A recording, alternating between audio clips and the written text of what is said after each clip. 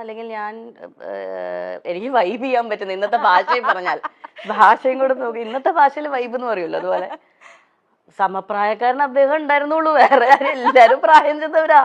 പിന്നെ ഞാൻ ഈ വയസ്സായ ആൾക്കാരുടെ കൂടെ കറങ്ങി അടിച്ച് നടക്കും. ഞാൻ എന്താ എന്നെ കൊണ്ട് മിക്കവാറും അതെടുക്കൂ ഇതെടുക്കൂ, കുട്ടി ലൈറ്റ് ഓഫ് ചെയ്യൂ, ഫാൻ ഇടൂ, ഓടി നടന്ന് കാര്യങ്ങൾ ചെയ്ത് 19 വയസ്സല്ലേ ഉള്ളൂ. 19-20 വയസ്സ് സമയത്ത് അതേ സമപ്രായക്കാര് സിനിമ സെറ്റിൽ ഉണ്ടാവുക എന്ന് പറയുന്നത് വളരെ കുറവാണ്. വളരെ കോ ആക്ടേഴ്സ് ഉണ്ടെങ്കിലേ ഉള്ളൂ. അതിപ്പോ ഞാൻ പെയ്തൊഴിയാതെ എന്ന് പറയുന്ന സീരിയലില് ഒന്നാമത് എനിക്ക് ഭയങ്കര ഹോം സിക്നെസ് ആണ്. ഞാൻ എറണാകുളം വിട്ട് തിരുവനന്തപുരം തന്നെ കുറേ ലോങ് ആദ്യമായിട്ടാണ് അത്രയും ലോങ് ഡേയ്സ് മാറി നിൽക്കുന്നതെല്ലാം. പിന്നെ നമുക്ക് ഒരു ഷോട്ട് കഴിഞ്ഞ് അഭിനയിച്ചാൽ ബുക്ക് വായിക്കും, അത്രേ ഉള്ളൂ. പിന്നെ അതല്ലാതെ കുറെ നേരം ക്യാമറ അദ്ദേഹത്തിന്റെ കൂടെ പോയി സഹായിക്കും, കുറെ നേരം ഡയറക്ടർ സാറിനെ കൂടെ പോയി സഹായിക്കും, ഇതൊക്കെ തന്നെയേ ഉള്ളൂ. അപ്പോൾ അത് കഴിയുമ്പോഴത്തേക്കും ഇന്ദ്രൻ ഈ പറയുന്ന പോലെ ഇന്ദ്രൻ നാഗർകോയിലാണ് ആ സമയത്ത് പഠിച്ചുകൊണ്ടിരുന്നത്, എഞ്ചിനീയറിംഗിന് പഠിച്ചുകൊണ്ടിരിക്കുന്ന സമയമാണ്. അപ്പോൾ ഇന്ദ്രൻ ഈ അമ്മേനെ ലൊക്കേഷനിൽ കൊണ്ടുവിടാൻ വരും. പിന്നെ ലോങ് വീക്കെൻഡ്സ് ഉള്ള സമയത്തൊക്കെ സെറ്റിൽ വരും. നമ്മൾ ഓരോ കാര്യങ്ങൾ പറയും, ഒബ്വിയസ് ആണല്ലോ. ഇപ്പൊ ഇന്ന് ഏതെങ്കിലും നമ്മളുടെ വീട്ടിലൊരു ഗ്യാതറിംഗ് നോക്കിയാൽ തന്നെ നമ്മുടെ കുട്ടികളെല്ലാവരും സമപ്രായക്കാരോടൊപ്പം അല്ലേ സംസാരിക്കുക. അങ്ങനെ സംസാരിച്ചു തുടങ്ങിയതാണ്. പിന്നെ സെയിം ടേസ്റ്റ് ഓഫ് മ്യൂസിക് ആണ്. പറയുന്ന കാര്യങ്ങളിലും കുറേ ഈ പറയുന്ന പോലെ റിലേറ്റ് ചെയ്യാൻ പറ്റി എന്നുള്ളൊരു സംഭവമുണ്ട്. And I don't know what happened, when happened, it just happened. It just happened. Yeah. അതാണ് അതിന്റെ ഏറ്റവും ബ്യൂട്ടിഫുൾ ആയിട്ടുള്ള സംഭവം. ബിക്കോസ് ഇപ്പോ 20 ഈ പറയുന്ന ഈ ദിവസം തൊട്ട് ഇന്ന് വരെ നിൽക്കുകയാണെങ്കിൽ ഈസിലി ഒരു 25 വർഷമായി. സോ ആ മാജിക് ഇപ്പൊ 25 years ഹോൾഡ് ചെയ്യാൻ പറ്റിയിട്ടുണ്ട് എന്നതാണ് ഞാൻ മനസ്സിൽ സൂക്ഷിക്കുന്ന ഒരു കാര്യം. വലിയൊരു കാര്യം തന്നെയാണല്ലോ ഇന്നത്തെ കാലത്ത്. വളരെ നമുക്ക് കോമ്പാറ്റബിൾ ആയിട്ടുള്ള ഇന്നത്തെ കാലത്തിന്റെ എന്നുള്ളതല്ല, ഇതിന് ഇമ്പോർട്ടൻ്റ് ആയിട്ട് നമ്മൾ ആസ് പീപ്പിൾ നമ്മൾ മാറുമല്ലോ. 20കളിൽ നമ്മളല്ലല്ലോ 30കളിൽ നമ്മൾ, അതല്ല 40കളിൽ. അത് കീപ്പ് ചെയ്ത് പോകാൻ പറ്റണ്ടേ? ലോകം മാറുന്നത് വേറെ വിഷയം. നമ്മളുടെ മാറ്റത്തിനോടൊപ്പം തന്നെ നമ്മളുടെ റിലേഷൻഷിപ്സും ആ ചുറ്റുമുള്ള ആൾക്കാരെയും മാനേജ് ചെയ്തുകൊണ്ട്, അല്ലെങ്കിൽ അത് അങ്ങോട്ടും ഇങ്ങോട്ടും രണ്ടുപേർക്കും കംഫർട്ട് ആവുന്ന രീതിയിൽ കൊണ്ടുപോകാൻ പറ്റുക എന്ന് പറയുന്നത് അതൊരു ഒരു ആങ്കറാണ്. അപ്പം ഇന്ന് നമ്മളുടെ ഒരു എന്താ പറയുക, ഒരു സോഷ്യൽ മീഡിയയിലേക്ക് എത്തുമ്പോൾ, ഡിജിറ്റൽ മീഡിയയിലേക്ക് എത്തുമ്പോൾ അതിനൊരു കൾച്ചർ കുറച്ച് നല്ല ഡിഫറെൻ്റ് ആണ്. പ്രേക്ഷകർ കാണാൻ ആഗ്രഹിക്കുന്ന എല്ലാ പ്രേക്ഷകരും അല്ല, പല കാര്യങ്ങളും കാണാൻ ആഗ്രഹിക്കുന്ന പ്രേക്ഷകരുണ്ട്. അമ്മയെ തല്ലിയാലും രണ്ടുണ്ട് പക്ഷം എന്ന് പറയുന്നത്. ഇപ്പൊ ഞാൻ ചില സമയത്ത് എനിക്ക് പേഴ്സണലി വലിയ ഇൻട്രസ്റ്റ് ഉണ്ടാവില്ല ഇങ്ങനെ ഒരു കാര്യം ചോദിക്കാനായിട്ട്, പക്ഷെ എന്റെ ജോലിയുടെ ഭാഗമായിട്ട് ചിലപ്പോൾ ഞാൻ ചോദിക്കുകയും ചെയ്യും.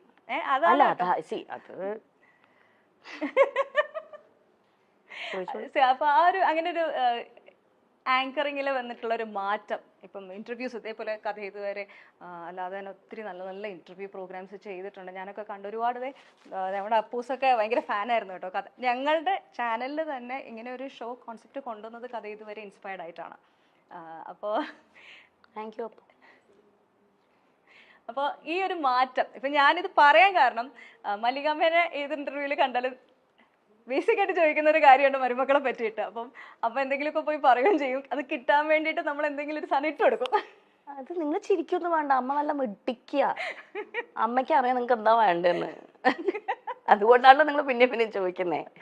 നിങ്ങൾക്ക് ആവശ്യമുള്ള സാധനം അമ്മ തരുന്നുണ്ടല്ലോ, അത്ര അറിഞ്ഞാൽ മതി. എനിക്ക് സോഷ്യൽ മീഡിയയിൽ എന്താണ് ട്രെൻഡ്, എന്താണ് പ്രേക്ഷകന് വേണ്ടത്, എന്താണ് ചാനലിന് വേണ്ടതെന്ന് കൃത്യമായി അറിയുന്ന വേറൊരു വ്യക്തി ഉണ്ടോ എന്ന് എനിക്ക് ഇപ്പോഴും സംശയം. അമ്മയുടെ ഞാനെപ്പോഴും അത് പല ഇന്റർവ്യൂസിലും ഞാനത് പറഞ്ഞിട്ടുണ്ട്. അമ്മയുടെ പ്രായത്തിൽ അത്രയും റെലവെന്റ് ആയിട്ട് നിൽക്കാൻ പറ്റുക എന്ന് പറയുന്നത് ഭയങ്കര ഡിഫിക്കൽട്ടായിട്ടുള്ള ഒരു കാര്യം തന്നെയാണ്. അത് ഇന്നത്തെ ജനതയ്ക്ക് എന്താണ് ഇഷ്ടം, അല്ലെങ്കിൽ ഇന്നത്തെ ജനതയ്ക്ക് റിലേറ്റ് ചെയ്യാൻ പറ്റുന്ന രീതിയിലുള്ള കാര്യങ്ങൾ സംസാരിക്കുകയും അവർക്ക് മനസ്സിലാവുന്ന രീതിയിൽ അത് എക്സ്പ്രസ് ചെയ്യാൻ പറ്റുക എന്ന് പറയുന്നത് ഭയങ്കര ഇമ്പോർട്ടൻ്റ് അല്ലേ. അപ്പം അമ്മ അതിൽ മിടിക്കുകയാണ്. ഞങ്ങളുടെ ചാനലിൽ തന്നെ വന്ന പ്രോഗ്രാമിൽ വന്നൊരു വേറൊരു സാധനം കൂടി ഞാൻ കാണിച്ചു തരാം കേട്ടോ. അമ്മയുടെ ആൻസർ പറഞ്ഞു, ഇത് കേട്ടിട്ട് മരുമക്കളുടെ റെസ്പോൺസ് നമ്മൾ ഇതിൻ്റെ ഒരു റിയാക്ഷൻ ആക്ച്വലി വേറെ വന്നിട്ടുണ്ടായിരുന്നു. ഇത് ട്രോളാണ് കേട്ടോ. ഞങ്ങൾ ചാനലുകാർക്കുള്ള ട്രോൾ. ആന്റി കുറച്ച് ഫ്രഷ് ക്വസ്റ്റ്യൻ എടുക്കട്ടെ. മല്ലികാന്റിക്ക് ഏറ്റവും ഇഷ്ടമുള്ള മരുമോൾ സുപ്രിയാണോ പൂർണിമയാണോ? ഇന്ദ്രജിത്താണോ പൃഥ്വിരാജാണോ മല്ലികാന്റിക്ക് ഏറ്റവും ഇഷ്ടം? അടുത്തത് റാപ്പിഡ് ഫയർ ആണ്. 3 ആളുടെ പേര് പറയാം. അതിൽ ഒരാളുടെ പേര് മല്ലികാന്റി പറഞ്ഞേ പറ്റുള്ളൂ. മല്ലികാന്റിക്ക് ഏറ്റവും ഇഷ്ടമുള്ള പേരക്കുട്ടികൾ ഇവരിൽ ആരാണ്? അലങ്കൃത, പ്രാർത്ഥന, നക്ഷത്ര. ഇഷ്ടമില്ലാത്തത് വേണമെങ്കിൽ പറയാട്ടാ. ഏറ്റവും സെൽഫിഷായ മരുമോൾ സുപ്രിയാണോ പൂർണിമയാണോ? ഇത് നിങ്ങൾക്കെതിരെയുള്ള ട്രോളാണ്. മല്ലികാന്റി പോലെ ഒരു ഫസ്റ്റ് ക്വസ്റ്റ്യൻ കൂടി ഉണ്ട്. ഇന്ദ്രനാണോ പൃഥ്വിയാണോ? നല്ല മക്കൾ ഇവരാരാണ്?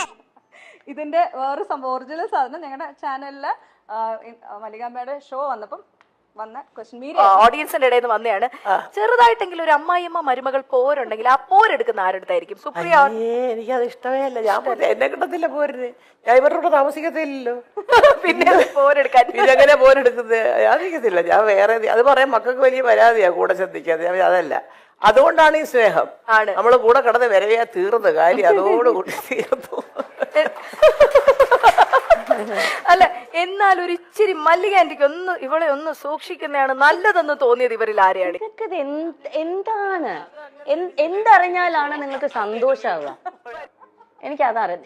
ഏത് ഉത്തരം കിട്ടിയാലാണ് നിങ്ങൾക്ക് സന്തോഷാവുക? എന്താ നിങ്ങൾ കേൾക്കാൻ ആഗ്രഹിക്കുന്നത്? ഇത് കേൾക്കുമ്പോ എന്താ തോന്നുന്നു ശരിക്കും?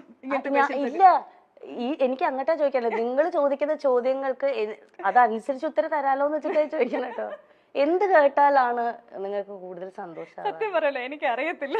ഞാൻ ഈ ക്വസ്റ്റ്യന്റെ ആളല്ല. സത്യസന്ധമായിട്ട് പറയുവാണെങ്കിൽ ഈ ഇന്റർവ്യൂസ് ഞാനിപ്പോ സിനിമ കുറെ ഇന്റർവ്യൂസ് ചെയ്യണ്ടല്ലോ. ഇത് ഒരു മാറ്റമാണ്. ആക്ച്വലി സമയത്തിനനുസരിച്ചുള്ള മാറ്റമാണ്. ഇങ്ങനെ വളരെ പേഴ്സണൽ ആയിട്ടുള്ള ഇറലവെന്റ് ആയിട്ടുള്ള ക്വസ്റ്റ്യൻസ് തന്നെ ഞാൻ പറയും. പക്ഷെ ഇങ്ങനത്തെ ക്വസ്റ്റ്യൻസിലേക്ക് ആങ്കർ ചോദിക്കുന്നതിനെ പറ്റി ആ ഒരു ജോലിയിൽ ഇരുന്ന ഒരാളാണ് അല്ലെങ്കിൽ ചെയ്യുന്ന ഒരാളാണ്. എനിക്കൊരു പേഴ്സണൽ റൂളുണ്ട്. ഞാൻ മുമ്പിലിരിക്കുന്ന വ്യക്തിയെ അതിപ്പോ ഒരു ഇന്റർവ്യൂവർ എന്ന രീതിയിൽ ഞാൻ ഇന്റർവ്യൂ ചെയ്യുന്നപ്പം കഥ ഇതുവരെ ചെയ്തപ്പോഴാണെങ്കിലും അത് കഥ ഇതുവരെയിലാണ് എൻ്റെ ലൈഫ് ചേഞ്ചിങ് ജേർണി ആയിരുന്നു കഥ ഇതുവരെ എന്ന് പറയുന്ന ആ സമയത്ത്. കാരണം ഞാൻ ഇന്റർവ്യൂ ചെയ്തിട്ടുള്ള കുറേ മഹത്തായിട്ടുള്ള വ്യക്തികളും അവരുടെ ജീവിത പാഠങ്ങളിലൂടെ ഞാൻ പഠിച്ച കാര്യങ്ങൾ കുറേയാണ്. കാരണം ഞാൻ അവരെ മുമ്പിൽ ഇരുത്തുന്നതിന് മുന്നേ കുറേ അവരെക്കുറിച്ച് പഠിച്ചിട്ടാണ് അവിടെ ഇരിക്കുന്നത്. ഒരു പ്രോപ്പർ ഹോംവർക്ക് ചെയ്ത് ഒരാഴ്ചയോളം അവരുമായി മാനസികമായി സഞ്ചരിച്ചിട്ടാണ് നമ്മൾ ഒരു ഇന്റർവ്യൂവിന് അവരെ കൊണ്ടിരുത്തുന്നത്. ആ സമയത്ത് എനിക്ക് ആ മുമ്പിലിരിക്കുന്ന വ്യക്തിക്ക് ഏറ്റവും ഉചിതമായിട്ടുള്ള അദ്ദേഹം അവിടെ ഇരിക്കുമ്പോൾ അദ്ദേഹത്തിന്റെ മനസ്സിൽ ഓർത്ത് വെക്കാൻ പറ്റുന്ന സന്തോഷം അല്ലെങ്കിൽ അദ്ദേഹത്തിന് സന്തോഷം കൊടുക്കുന്ന കുറച്ച് നിമിഷങ്ങൾ മനസ്സിൽ കൊടുക്കണം എന്നത് മാത്രമേ ഞാൻ വിചാരിക്കാറുള്ളൂ. എൻ്റെ ഇന്റർവ്യൂവിനെ കുറിച്ച് ആലോചിക്കുമ്പോൾ മുമ്പിലിരിക്കുന്ന വ്യക്തിക്ക് ഒരു സന്തോഷവും സമാധാനം ഉണ്ടാവണം. ഞാൻ എൻ്റെ ഏറ്റവും ട്രൂ സെൽഫായിരുന്നു അവിടെ, അല്ലെങ്കിൽ എനിക്ക് എൻ്റെ മെമ്മറബിൾ മൊമെന്റ് ആയിരുന്നു ഞാൻ ഈ ഇന്റർവ്യൂവിൽ സ്പെൻഡ് ചെയ്യാൻ പറ്റിയത് എന്ന ആ ഒരു ഹോസ്റ്റിന് ആ ഒരു ഗസ്റ്റിന് ഫീൽ ചെയ്യിപ്പിക്കാനുള്ള രീതിയിലുള്ള ഇന്റർവ്യൂസേ ഞാൻ പ്ലാൻ ചെയ്യാറുള്ളൂ. ഒരിക്കലും മുമ്പിലിരിക്കുന്ന വ്യക്തിയെ ഡിസ്റെസ്പെക്ട്ഫുൾ ആയിട്ട് അവർക്ക് അൺകംഫർട്ടബിൾ ആയിട്ടുള്ള രീതിയിൽ ചോദിക്കരുത് എന്ന് തന്നെ എനിക്കൊരു പേഴ്സണൽ ആയിട്ടുള്ള അതെൻ്റെ പേഴ്സണൽ സംഭവമാണ്. റൂൾ ബുക്കിൽ പ്രധാനമായി വരുന്ന ഒരു കാര്യമാണ്. അതുകൊണ്ട് തന്നെയാണ് ഞാൻ അധികം ഇന്റർവ്യൂസും ചെയ്യാത്തത്. കാരണം ആരെയും ഞാൻ കുറ്റം പറയുകയല്ല. കംഫർട്ട് ലെവൽ ഭയങ്കര ഇമ്പോർട്ടൻ്റ് ആണല്ലോ. ഇപ്പം ചോദിക്കുന്ന ചോദ്യങ്ങൾക്ക് കംഫർട്ടായിട്ടുള്ളവർ ആൻസർ പറയും. ചിലവർക്ക് അത് അൺകംഫർട്ടബിൾ ആണ്, അവരത് പറയില്ല. പക്ഷെ ഇന്റർവ്യൂവിനെ സംബന്ധിച്ചിടത്തോളം നിങ്ങൾക്കത് പറ്റില്ല. നിങ്ങൾക്കൊരു സർട്ടൻ കോളം ബുക്ക് ഉണ്ട്, അത് ടിക്ക് ചെയ്തേ പറ്റുള്ളൂ അല്ലേ? എനിക്ക് അങ്ങനെ ആരില്ല. ഞാൻ ചെയ്തിരുന്ന ഷോയിൽ എനിക്ക് പേഴ്സണൽ ആയിട്ടുള്ള ഒരു സ്വന്തമായി പറയാറുണ്ട്, ഞാൻ ഇന്ന കാര്യങ്ങൾ ചെയ്യില്ല, ഞാൻ ഇന്ന രീതിയിൽ ചെയ്യുള്ളൂ. എനിക്കതേ പറ്റുള്ളൂ. കാരണം എനിക്കൊരാൾ അൺകംഫർട്ടബിൾ ആക്കാൻ പറ്റില്ല.